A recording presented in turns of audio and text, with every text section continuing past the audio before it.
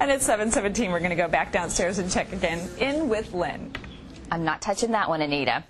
The push for cleaner air in California is causing many to be hurt where it hurts the most, in their back pockets. Those requirements, those new smog requirements, are translating into hundreds of dollars worth of repairs for some car owners. And our auto guy, Bowersock, luckily with Escondido Auto, is here with more about this little-known program to tell us what it's about and who qualifies. It's a consumer assistance repair program, and basically there's two ways you can qualify for it. There's income eligible, okay, which obviously they have stipulations for income, household income that you can apply. And then there's what we call test only directed. These are folks that when you get your smog letter, which I'm sure everybody's gotten in the mail, it says your car's due for a smog check. On the top of it, it says at a test only center. You go to that facility, your vehicle fails smog, regardless of your income. If you're test only directed, you can apply to this program also. Okay, well, let's back up a bit. Sure. So when you're talking about tighter requirements, I'm assuming it's with emissions. I mean, are there things that people know going in, look, my car probably isn't going to make it if it's a certain model of car? Some people do, as far as how your car's running, obviously. I mean, a lot of times you can tell my car's just not running right. We've been down the check engine light road before. That's a failure in a smog check, which tells you you're having a problem with your vehicle. So it just depends, basically, on how your car's running. There are cars that are called high profilers. They tend to fail more often than other cars.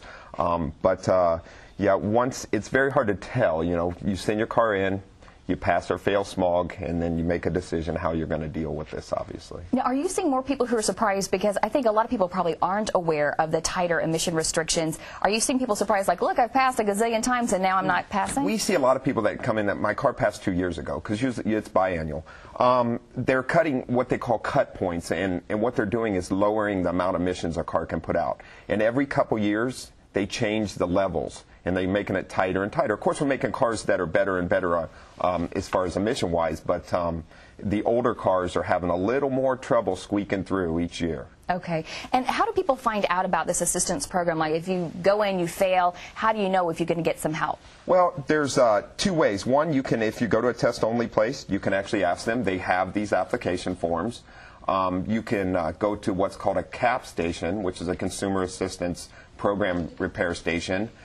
If you go on the BAR's website that we actually have, you can look up the CAP station and go there. We have these applications. We are one of the approved stations, and you can get them from them or off the website. You can get the information. Okay, and with this assistance, you can get up to what, like $500? The state will put up to $500 towards fixing your vehicle on approved emission repairs. They have to be approved by them, so they will apply up to $500 towards doing it.